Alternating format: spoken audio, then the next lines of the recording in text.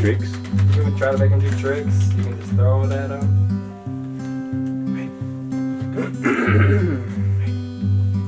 I want to give you one so you know your friend. There we go, there's one. You're like a real life Steve Irwin. Hi, my name is Dakota. This is my stepbrother from Australia. I'm Jake. This is Wheat. This is Wheat. I tweeted on Twitter for you guys to ask us some questions on life, for us to give you life advice, because who better to give you guys advice than me and Jake? We're gurus. Alright, question number 1. What are your thoughts on connecting spirituality and art? That's good for you. I feel like you're a perfect balance of those things. Spirituality and art. It's very important to express yourself in your art with your spirituality, I think. Isn't art itself kind of a spiritual expression? It is. No, it definitely is. It is. It's a reflection of the creativity and the expression of your spirit. Yeah, it comes out. In my case, it's music. That is my art. We've got a visitor. Oh God, Philo! Come on, Philo. My cat opens the door by himself sometimes. It's no big deal. No. They're evolving. So yeah, that's it. So my connection with it. It's important to be honest with it too, with your art. And I feel like going back to spirituality for a second here, like spirit at its core is that same spark that exists when you're a child, that before it has the story of Jacob, the story of Dakota, before all this adult stuff and teenage stuff comes along. And we just draw, and it's our imagination, it's that creativity, that force that never dies. So doing that as an adult is so important, because it really connects you with your spirit. Yeah, back to yourself, to your like original self. Yeah, childlike before self. like all your insecurities that the world gave you and that kind of thing. Yeah. But I also think that art in general is just a spiritual expression, because when I think of spirituality are like, spiritual things are the things that transcend us past like the social barriers or like language.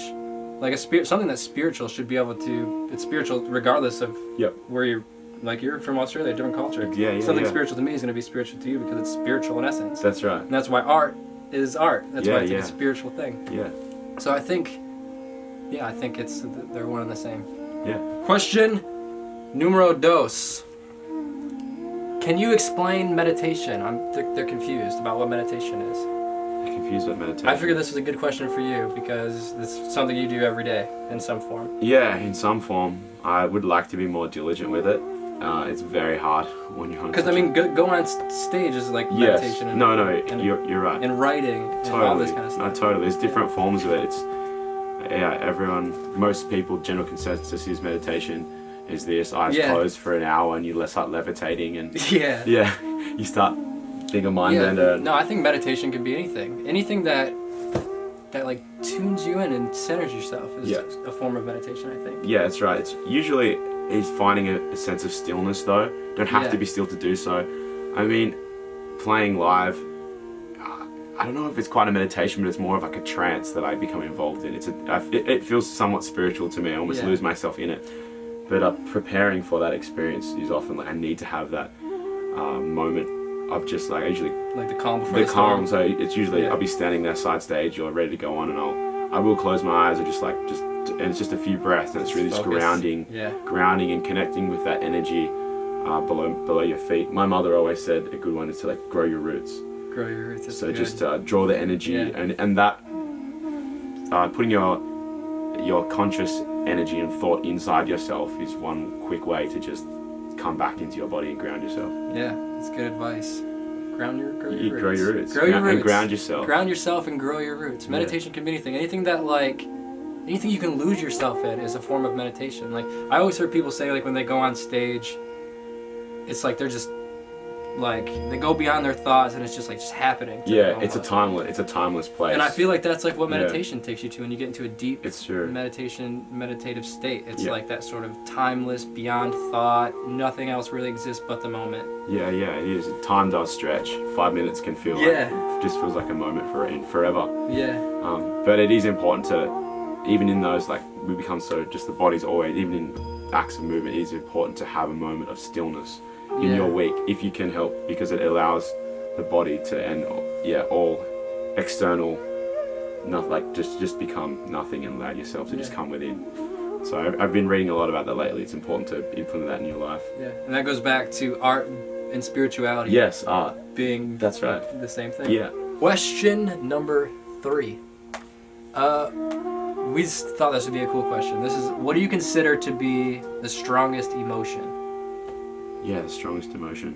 That's an interesting question because you can go a lot of different ways with that. It is. It's an interesting question. The strongest emotion. It's like strongest or most important? I don't know. I guess I would say love. I feel like Love is very strong. maybe that's like a cheap cliche to go Nah, to. it's not. It's not. Love's very important. Because strongest, because love I feel like is the one that kind of transcends everything. Even like love is kind of the root of all emotions. Even when you're angry, like that's like a lack of love or some sort of expression of like not feeling acceptance, or that's just, a form of love in some way. I just on love. People often think that hate and anger is the opposite of love, and really it's not. It's fear, and everything stems from that. For me, I think it's something that's been coming out for me. I find joy to be a very strong emotion, and why? Because joy has no opposite, and the only opposite of joy is in its absence.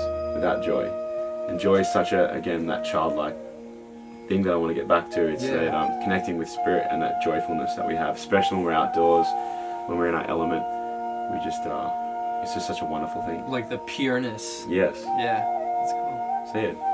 That's joy. I'd like to joy. Love and joy. Yeah, love and joy. We can't forget love. Yeah. Question number 4. How do you see the positive side of things? How do you see the positive side of things? I know that's hard, like being on the road, because I've toured a lot, and that's like, it's strainful emotionally, physically. Yeah. So how do you stay positive during all that? You've got there's a positive side to everything, even in the darkest of times. Yeah. And it takes effort to find that sometimes. It takes a little bit more of conscious effort and thought. How do I do it? You gotta remember, why am I here? Why am I doing this? Yeah. And you gotta remember, that's right, I'm doing this for a cause greater than me, and because I love doing this. Yeah. Despite the long drives and the ice and snow and the dangerous stuff that comes with it. Yeah, well, it's like the work of building something beautiful almost. It's like it's like a sculpture that you're like working on. Like this is your life's art in a sense.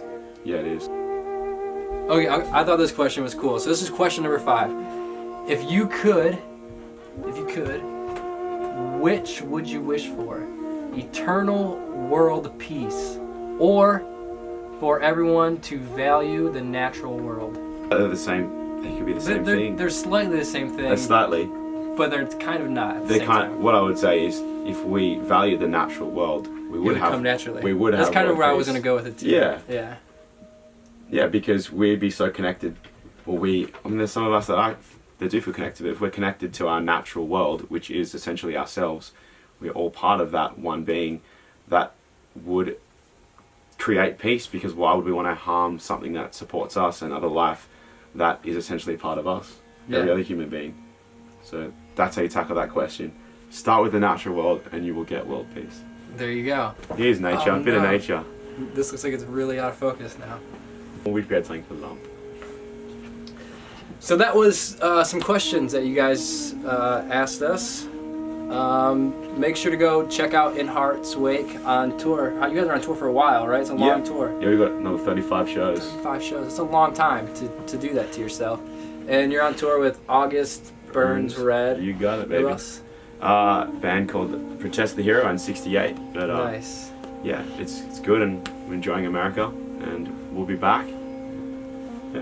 Make sure to go see them. I'll leave a link in the description with all the tour dates and stuff like that, where you can buy tickets. Make sure to follow both of us on social media if you're into that kind of thing and if you care about that.